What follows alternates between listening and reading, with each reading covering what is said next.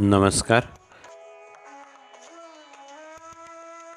आज अक्षयवाङ्मय मालेतील प्राकृत मनन आणि आत्मचिंतन हे दिव्य पुष्प आपण बघणार आहोत.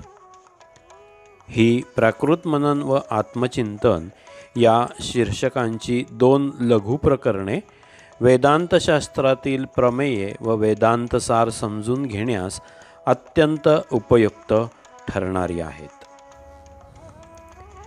यापैकी प्राकृत मननात गुरु शिष्य संवाद आहे. शिष्यांच्या जिज्ञासेनंतर श्री गुरु तत्त्वज्ञान सांगून त्याची जिज्ञासा शमवितात, असे सर्व ग्रंथात आपल्याला दिसून येते. तीच पद्धत येथे आहे.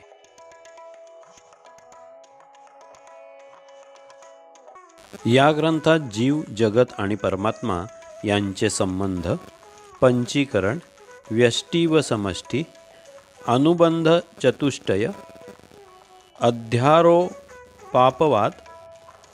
आत्मा अनात्मा, मूर्तिपूजेचे महत्त्व, जीवाची उत्पत्ती अशा कितीतरी जिज्ञासू साधकांच्या मनात येणाऱ्या प्रश्नांची निर्मिती करून त्यांची मार्मिक आणि अनावश्यक, पाळढाळ नसलेली नेमकी उत्तरे आलेली आहेत.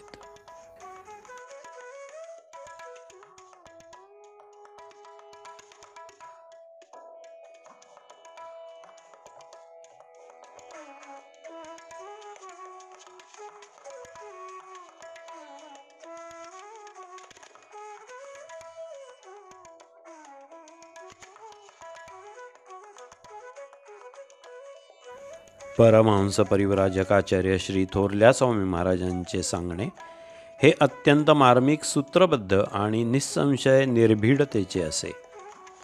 त्यांचा उपदेश हा साक्षात भगवान श्री दत्तप्रभूंचाच उपदेश मानून त्याप्रमाणे वागल्यास साधकाला परमकल्याणाची सहज प्राप्ती होईल, हे त्रिकालाबाधित सत्यच आहे. किंबहुना शक्तिपात योग साधकांना बोधासाठी या सर्व तत्त्वज्ञानाची नितांत आवश्यकता आहे. त्या दृष्टीने नित्य जवळ बाळगण्यासाठी हस्तपुस्तिकेच्या स्वरूपात हे प्रकाशित करण्यात आलेले आहे.